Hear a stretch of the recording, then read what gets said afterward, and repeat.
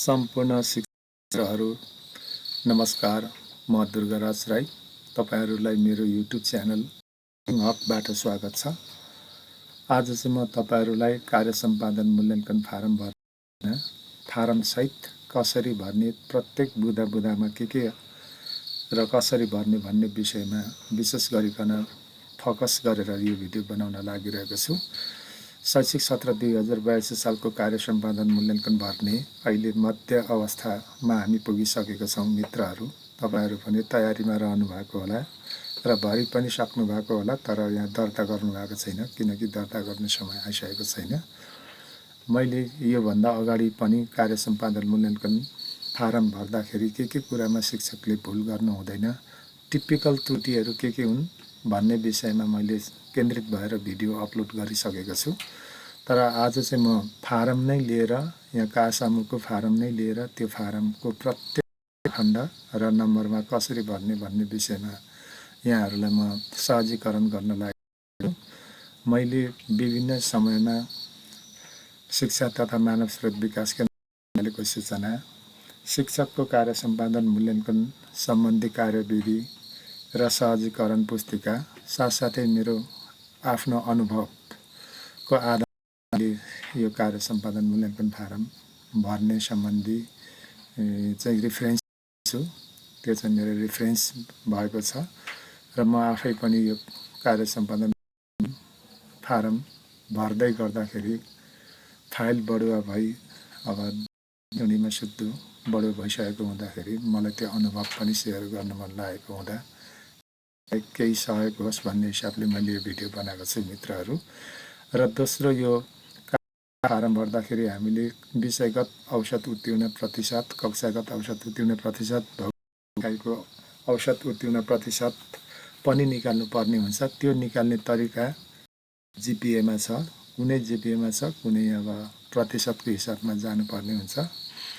कुरा पनि यो भिडियोको अन्तिममा म तपाईहरुलाई प्रस्तुत गर्न लागिरहेको छु। त्यसकारण आई होप तपाईहरुलाई यो भिडियोले सहयोग गर्नेछ र you want to skip the video too. अब म अलिकति अगाडि बढ्न चाहे मित्रहरू।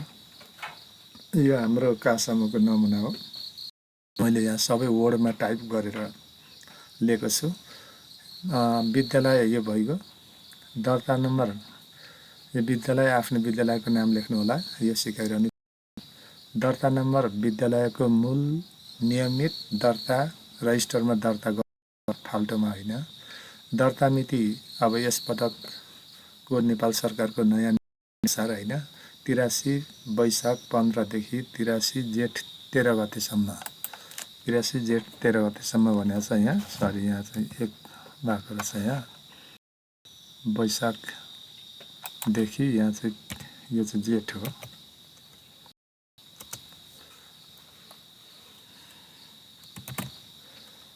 83 वैशाख 15 देखि 83 जेठ 13 गतेसम्म हामीले चाहिँ दर्ता गर्नुपर्छ है। यो दर्ता मिति चाहिँ वैशाख 14 तिर चल्दैन, वैशाख 15 बाट हाम्रो शैक्षिक सत्र सुरु भयो र जेठ 13 गते भन्दा अगावै पारेर हामीले दर्ता मिति पार्नु होला भनेर हामीलाई परिपत्र पनि गरेको छ। त्यही अनुसार भइगयो। शिक्षक कि प्रधानाध्यापक नाम लेख्ने हो, यो सबै तपाईहरु गरिहाल्नुहुन्छ। हाल कार्यरत यो भइगयो। अब मूल्याङ्कन अवधि भनेको छ। यस वर्षको मूल्याङ्कन अवधि अर्थात् 42 सालको मूल्याङ्कन अवधि भनेको 82 वैशाख 1 देखि 83 वैशाख 14 गतेसम्म हो। किनकि 15 देखि नयाँ शैक्षिक सत्र सुरु भएको छ। सरकारको नियम अनुसार त्यही भयो र सेरिटले पनि हामीलाई त्यही परिपत्र गरेको छ, यसरी लेख्नु भनेर। यो लेख्नु होला। र एउटा चाहिँ यसमा तपाईहरुलाई के कुरा मैले जानकारी गराएँ भने, यो हाम्रो शिक्षक कार्य सम्पादन मूल्याङ्कन कार्यविधि 2082 मा पनि तपाईहरुले पढ्न सक्नुहुन्छ। यदि यो मूल्याङ्कन अवधि लेखेको छैन भने अघिल्लो सालको अङ्क हाल्ने गर्दो रहेछ पछि सुपरिवेक्षक अथवा पढुवा समितिले, त्यो गर्दो रहेछ यहाँ। तर यो अनिवार्य हाल्ने, किन एक वर्ष भए पनि लस हुने होइन, यो कम्पलसरी हामीले हाल्ने हो। इन केस इफ होइन मिस भयो भने त्यो व्यवस्था रहेछ। अब खण्ड क मा जाउँ। यहाँ चाहिँ अब विद्यार्थीले प्राप्त गरेको उपलब्धि शैक्षिक उपलब्धि बापत 3 अङ्क हो। यो 3 अङ्क अन्तर्गत यहाँ हामीले भर्ने अध्यापन गरेको तह, कक्षा, विषय अनि कुन विषयमा आधार लिनुहुन्छ त्यहाँ टिक हाल्ने। 3 हो कि होइन, 10 हो कि कुन हो, टिक हाल्ने। अब यो ग नम्बर जानुहोस्, हेर्नुहोस्, यही हो हाम्रो खास 3 अङ्क आउने यही हो। सम्बन्धित विषयको परीक्षामा विद्यार्थीले प्राप्त गरेको औसत अङ्क। यो कसरी निकाल्ने? यो जिपिएमा हुन्छ। यो अहिले लेटर ग्रेडिङ सिस्टममा गइसके पछाडि जिपिएमा हुन्छ। यसको बारेमा यो भिडियोको अन्तिममा राम्ररी मैले उदाहरणसहित बताउने छु। दोस्रो, अध्यापन गरेको विषयको कक्षागत औसत उत्तीर्ण प्रतिशत भनेको छ। यो पनि भिडियोको अन्तिममा मैले राम्ररी बताउने, राम्ररी मैले उदाहरणसहित त्यहाँ भन्ने छु। अनि सम्बन्धित विषयको भौगोलिक इकाइको औसत उत्तीर्ण प्रतिशत, यो पनि at the last of the video I will make you clear. Into 3 प्रतिशत भनेपछि 100 गर्ने हो। 100ले 100मा चाहिँ प्रतिशतमा गुणन गरेर इन्टु 3 गर्दा यहाँ 3 अङ्क राख्ने। शिक्षकले प्राप्त गरेको अङ्क यहाँ 3। यो चाहिँ तपाईँको विद्यालयमा सुपरिवेक्षक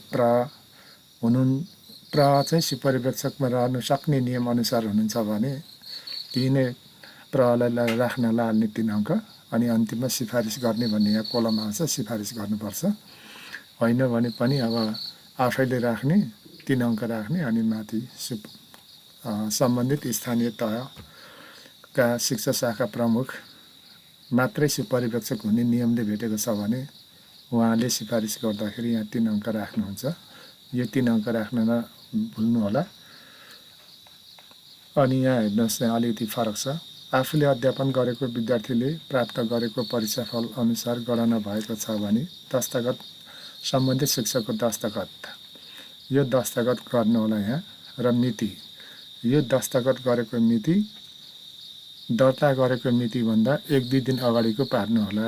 यो कासामु दर्ता गरिन्छ नि, त्यो कासामु दर्ता गरेको मितिभन्दा 2-4 दिन अगाडिको चाहिँ दस्तखत मितिमा राख्नु होला, पछाडिको चल्दैन। यो 83/1/14 भन्दा पछाडि, अर्थात् योभन्दा अगाडि त हामी दर्ता गर्छौँ। सरी, यहाँ यो चाहिँ यहाँ 83/62/13 योभन्दा अगाडि हामी यो बिचमा दर्ता गर्छौँ। तर यो दर्ता मिति भन्दा 1-2 दिन अगाडिको चाहिँ शिक्षकले दस्तखत गरेको मिति राख्नु होला। नत्र त्यो दर्ता गरिसके पछाडि दस्तखत मिति चल्दैन। र यहाँ इफ तपाईँहरूले दस्तखत गर्न भुल्नु भएको छ भने तपाईँहरूको 3 अङ्क जोडिँदैन। 3 अङ्क चाहिँ यहाँ जोडिँदैन, किनकि यो 3 भनेछ शिक्षकले प्राप्त गरेको अङ्क 3 लेख्ने। अनि त्यो लेखेर तल दस्तखत गर्नु भएन भने 3 अङ्क आएन तपाईँको, त्यही काटियो होइन। त्यसकारण त्यो मिस्टेक गर्नु हुँदैन। र डेट पनि अगाडिको दर्ता मितिभन्दा दस्तखत मिति अलिकति अगाडि पार्नु होला। यो सकियो। अब खण्ड खमा जाउँ। यो एक्सन रिसर्च भन्छ। शिक्षण कार्यसँग सम्बन्धित अनुसन्धानको बापत 1 अङ्क हो। अब यो विवरण यहाँ लेख्नुहुन्छ तपाईँहरूले। यहाँ हेर्नुहोस्, पहिलो कमा छ संक्षिप्त व्यवहार, 1-2 लाइनमा यहाँ लेख्ने। अनुसन्धानबाट प्राप्त निष्कर्षको व्यवहार, यो पनि 1 लाइन जति यहाँ छोटोमा लेख्नुपर्छ। यो तपाईँहरू लेख्न सकिहाल्नुहुन्छ तपाईँहरूको एक्सन रिसर्च बनाइसके पछाडि। र संलग्न गरिएको प्रतिवेदनको पृष्ठ सङ्ख्या कति हो? एटलिस्ट 8 हुनुपर्छ भन्छन् अब यो एक्सन रिसर्चको पृष्ठ। त्यसकारण 8 जति चाहिँ अब तपाईँहरूले बनाउनु हुनेछ। र अन्तिममा शिक्षकले प्राप्त गरेको अङ्क यहाँ 1 आफैले लेखिदिँदा भइहाल्छ, किनकि यो एक्सन रिसर्च पनि यो सँगसँगै तपाईँहरूले पेस गर्नुहुन्छ। एक्सन रिसर्च पनि विद्यालयमा छाप हालेर विद्यालयको प्रहलाई प्रमाणित गर्न लगाएर त्यहाँ पेस गर्नुहोला। र त्यो एक्सन रिसर्च छैन भने यहाँ 1 अङ्क आउँदैन। र अहिले त फेरि यो पछिल्लो समयमा, पछिल्लो वर्षमा के गरेको छ भने एक्सन रिसर्च कम्पलसरीली दिनुपर्छ। कार्य सम्पादन मूल्याङ्कन फारमको साथमा एक्सन रिसर्च अथवा शिक्षण कार्यसँग सम्बन्धित यो विषय शिक्षण अनुसन्धान सम्बन्धी गरिएको एक्सन रिसर्च चाहिँ छैन भने कार्य सम्पादन मूल्याङ्कन फारम नै बुझ्दैन अहिले। त्यसैले it is compulsory to submit action research शैक्षणिक अनुसन्धान अनिवार्य छ यो। अब ग नम्बरमा हेर्नुहोस्, विशेष जिम्मेवारी। यो अब के हुनुहुन्छ तपाईँ प्रा हो भने कहिलेदेखि अनि यसमा चाहिँ हालसम्म भनेर लेख्ने, अथवा यहाँ कहिलेदेखि एटलिस्ट 2 इयर्सको 1 इयरको त हुनै पर्यो। जस्तै 80 साल चैतदेखि 2080 साल चैत र कहिलेसम्म भन्दा हालसम्म, सबैमा हालसम्म भनेर लेख्ने हो। यहाँ सबैमा वर्ग शिक्षक अब 80 साल फागुनदेखि अब हालसम्म 82, हाल भनेको त 82 हो, किनकि यो कासम्म फारम 82 सालको हो, त्यसरी यो बुझिहालिन्छ। अब यसको साथमा पनि यो जिम्मेवारी लिएको जिम्मेवारी पत्र विद्यालयको लेटर प्याडमा लेखेर विद्यालयको प्रधानाध्यापकलाई प्रमाणित गर्न लगाएर त्यसको सकल प्रति नै कार्य सम्पादन मूल्याङ्कन फारम सहित बुझाउनु पर्छ। त्यो तपाईहरुलाई थाहा होला, सायद छैन भने पनि यहाँहरूले सुन्नु होला। र शिक्षकले प्राप्त गरेको अङ्क 1, यो आफैले लेख्दा पनि भइहाल्छ, नत्र विद्यालयको प्रवासी पर्यवेक्षक छ भने हैन आफैले लेख्ने, उहाँले अन्तिममा सिफारिस गर्छ। अब हेर्नुहोस् यहाँ क ख ग मा उल्लेखित यी माथिको 3वटा खण्ड पनि त्यसमा उल्लेखित विवरण सम्बन्धमा सिफारिस गर्ने तथा प्रमाणित गर्नेको सही साथ भनेको छ। अब यसमा अलिकति थोरै मैले तपाईलाई स्पष्ट पार्न चाहे। सिफारिस गर्ने भन्नुसाथ अब अस्थायी प्रकृतिको हेरसर छ भने पाएन, कुनै टिचरको भएन। सम्बन्धित शिक्षक चाहिँ प्र भन्दा तल्लो तह र तल्लो श्रेणीको छ भने प्र सिफारिसकर्ता भइगयो। सम्बन्धित शिक्षक चाहिँ प्र भन्दा प्रसँग समान र प्र भन्दा माथिल्लो तह छ भने सिफारिस गर्ने स्थानीय निकायको शिक्षा हेर्ने अथवा शिक्षा शाखा प्रमुख भयो। अनि कुनै पनि तहको प्रधानाध्यापक स्थायी शिक्षकहरू मध्येको प्रधानाध्यापक भए पनि सिफारिस गर्ने सम्बन्धित स्थानीय तहको शिक्षा शाखा प्रमुख हुन्छ। यो कुरा अब प्रज्यूहरूले चाहिँ बुझ्नु होला, शिक्षक साथीहरूले पनि बुझेर इनकेस अब सिफारिस गर्न नमिल्ने कर्मचारी प्र छन् भने त उहाँले सिफारिस गरिदिनु भयो भने बिग्रिन्छ। यो भयो। अब यता प्रमाणित गर्ने भनेको छ। प्रमाणित गर्ने भनेपछि सबै प्रधानाध्यापक ज्यू जतिको प्रमाणित गर्ने शिक्षा विकास तथा समन्वय इकाइ प्रमुख, प्रसँग समान वा प्र भन्दा माथिल्लो तह र श्रेणीको शिक्षक छ भने पनि प्रमाणित गर्ने शिक्षा विकास तथा समन्वय इकाइ प्रमुख। यहाँ चाहिँ समन्वय इकाइ प्रमुख नै हो हैन, यो यसरी गर्नुपर्छ। तर अब अर्को कुरा पनि के छ भने अहिले यो पछिल्लो कार्यविधिमा लेखेको छ, यदि स्थानीय तहको शिक्षा हेर्ने प्रमुख अथवा शिक्षा अधिकृतको भर्खर नियुक्ति भएको र सङ्केत नम्बर, यहाँ सङ्केत नम्बर भनेको छ, सङ्केत नम्बर आउन बाँकी छ भने पनि उहाँले सङ्केत नम्बर आउन बाँकी स्थायी नै हुनुहुन्छ, सङ्केत नम्बर आउन बाँकी भन्ने खुलाएर उहाँ चाहिँ सिफारिस गर्नेमा साइन गर्न सक्नुहुनेछ। त्यो कुरा चाहिँ बेहोरामा लेख्नुपर्ने हुन्छ अरे। अब अर्को फेरि एउटा अवस्था के हुँदो रहेछ भने इनकेस स्थानीय तहमा शिक्षा शाखा प्रमुख 6औं तहभन्दा मुनिको भए र जिल्ला समन्वय इकाइमा पनि एकजना मात्रै अधिकृत भए भने सिफारिस गर्ने पनि र प्रमाणित गर्ने पनि एकैजना व्यक्ति भए पनि हुन्छ, तर त्यो चाहिँ बेहोरामा खुलाउनु पर्छ भनेको रहेछ। त्यो कुनै स्थानीय तहमा त्यस्तो समस्या हुन सक्छ। त्यसैले यो सिफारिस गर्ने र प्रमाणित गर्ने एकैजना व्यक्ति हुनु हुँदैन, तर एकैजना व्यक्ति भयो भने त्यो अवस्था चाहिँ स्थानीय तहमा पनि शिक्षा हेर्ने शिक्षा शाखा प्रमुख नभएको अवस्था र समन्वय इकाइमा पनि एकजना मात्रै अधिकृत हुँदाखेरि चाहिँ एकैजना व्यक्ति नै सिफारिस गर्ने र प्रमाणित गर्नेमा पनि हुन सक्दो रहेछ। त्यो चाहिँ अहिलेको यो पछिल्लो शिक्षकको कार्य सम्पादन मूल्याङ्कन सम्बन्धी कार्यविधि 2082 मा त्यो व्यवस्था गरेको रहेछ मित्रहरू। यो मैले जानकारी पनि यसो अब यहाँहरूलाई अब स्थानीय तहमा चाहिँ 6औं तहभन्दा मुनिको कर्मचारी भयो भने होइन अब कसले गर्ने त सिफारिस भन्ने कुराहरू हुनसक्छ र सामान्य इकाइमा पनि एकजना मात्र अधिकृत भए कसले प्रमाणित गर्ने त भन्ने कुरा हुन्छ। त्यही बेला चाहिँ एकैजना व्यक्तिले यता सिफारिस पनि गर्ने प्रमाणित पनि गर्ने त्यो अवस्थामा चाहिँ हुँदो रहेछ र तर त्यसको चाहिँ व्यवहार यहाँ स्पष्ट लेखेर पठाउनु पर्दो रहेछ मित्रहरू। र यहाँ भएको यो सबै कुरा जे भनेछ त्यो यहाँ लेख्नुपर्छ। यहाँ जे भनेको छ त्यो लेख्नै पर्ने हुन्छ।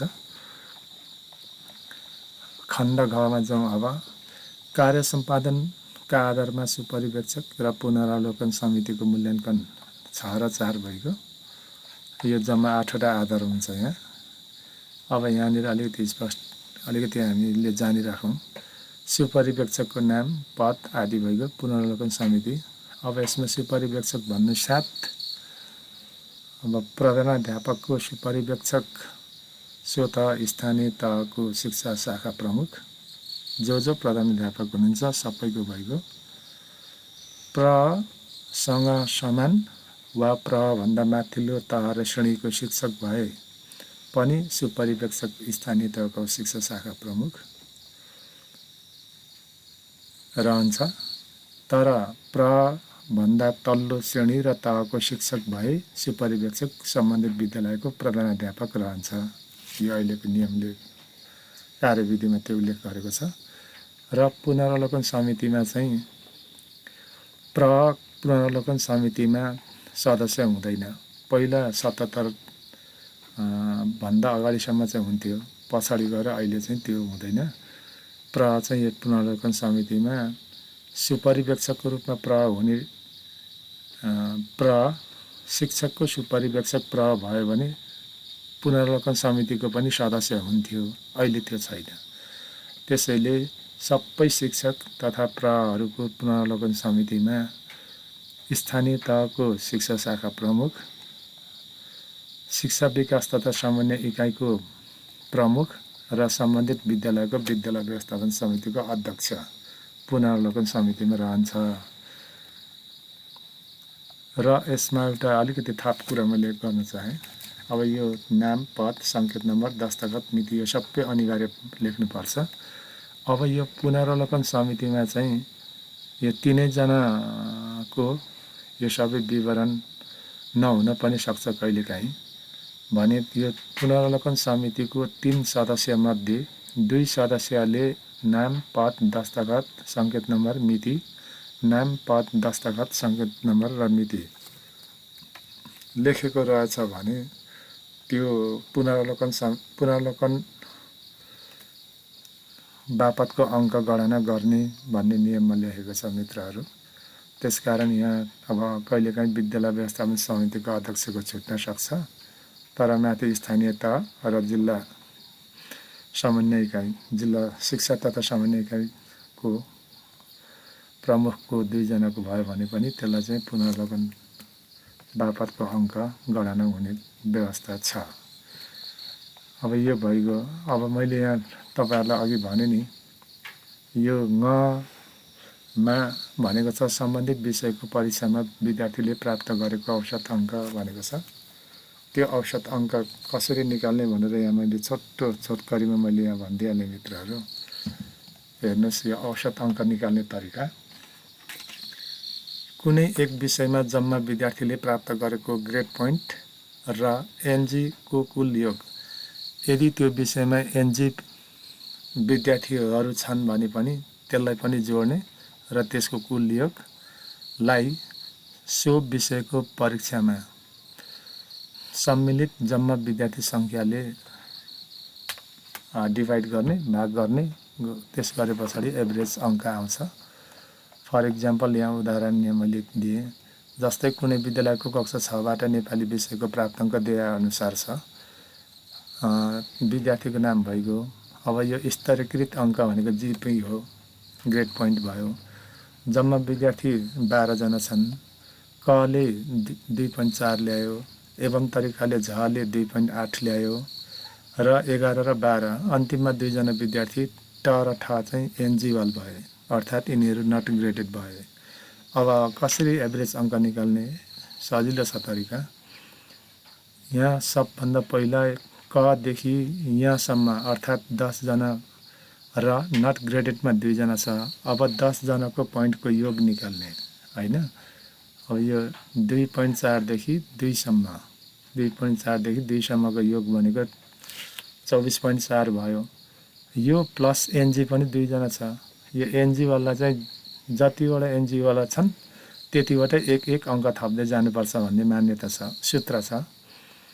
त्यसकारण एनजी स्टुडेन्ट्स 2 जना छ र 2 जनाको यो अङ्क भनेको अचल ग्रेड पोइन्ट, जसलाई कन्स्ट्यान्ट ग्रेड पोइन्ट भन्छ। त्यसलाई जहिले पनि 1 ले गुणन गर्नुपर्छ हैन। त्यसकारण 2 1 2 2 हुन्छ। यहाँ 3 जना भएको भए 3 नै हुन्थ्यो, 4 भएको भए 4 जना एनजिओलको 4 अङ्क थपिन्थ्यो। अरूको ग्रेड पोइन्ट जोडिन्छ, अरू विद्यार्थीहरूको चाहिँ 1 जतिजना छन् त्यहाँ 1 जोड्दै जाने हो सजिलो भाषामा भन्दा। अब रह्यो जम्मा हाम्रो ग्रेड पोइन्ट भयो 26.4। अब यो 26.4 लाई 12 ले भाग गर्नुपर्छ, किनकि टोटल स्टुडेन्ट्स त 12 जना हो हैन। त्यही 12 ले भाग गरेपछि 2.2 हुन्छ। यो 2.2 चाहिँ सम्बन्धित विषयको औसत अङ्क हो।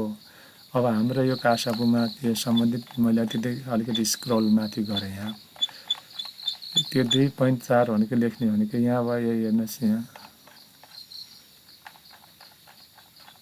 अघि हामीले भनेका छौँ यहाँ लेख्ने हो यो हैन। तल आयो नि त हाम्रो त 2.4, त्यो औसत अङ्क यहाँ लेख्ने हो।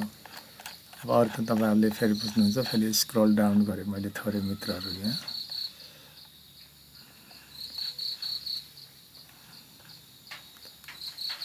अब अध्यापन गरेको विषयको कक्षागत औसत उत्तीर्ण प्रतिशत चाहिँ कसरी निकाल्ने? यसको सजिलो छ। ग्रेडेड विद्यार्थी सङ्ख्या अपन परीक्षामा सम्मिलित कुल विद्यार्थी सङ्ख्या।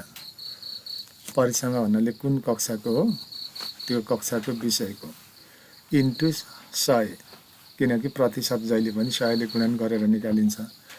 यसमा चाहिँ ग्रेडेड विद्यार्थी सङ्ख्या मात्र राखिन्छ। यहाँ ग्रेडेड प्लस नट ग्रेडेड विद्यार्थीको योगहरू राख्ने होइन। ग्रेडेड विद्यार्थी सङ्ख्या जसको चाहिँ अब 1.6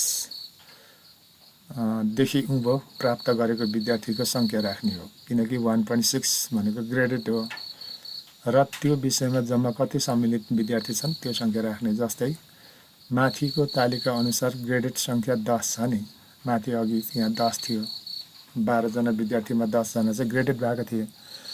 कुल विद्यार्थी सङ्ख्या 12 थियो त्यहाँ हैन।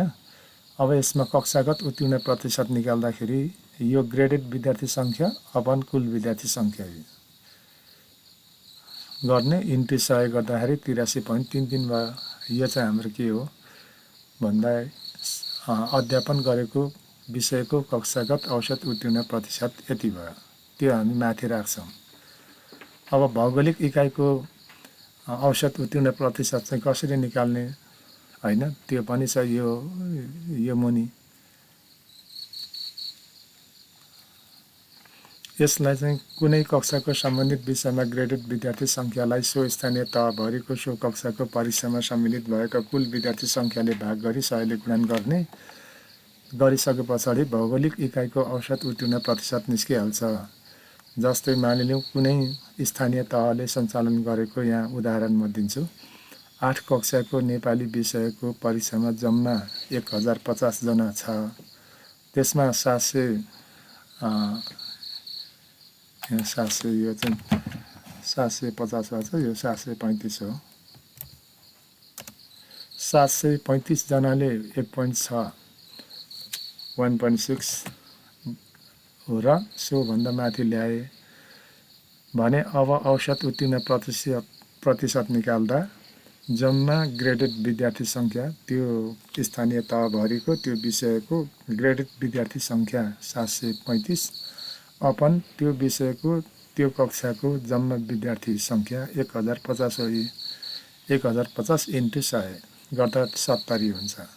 यो 70 चाहिँ त्यो स्थानीय तहको अथवा त्यो भौगोलिक इकाइको औसत उत्तीर्ण प्रतिशत हो हैन। त्यही चाहिँ हामीले माथि राख्छौँ।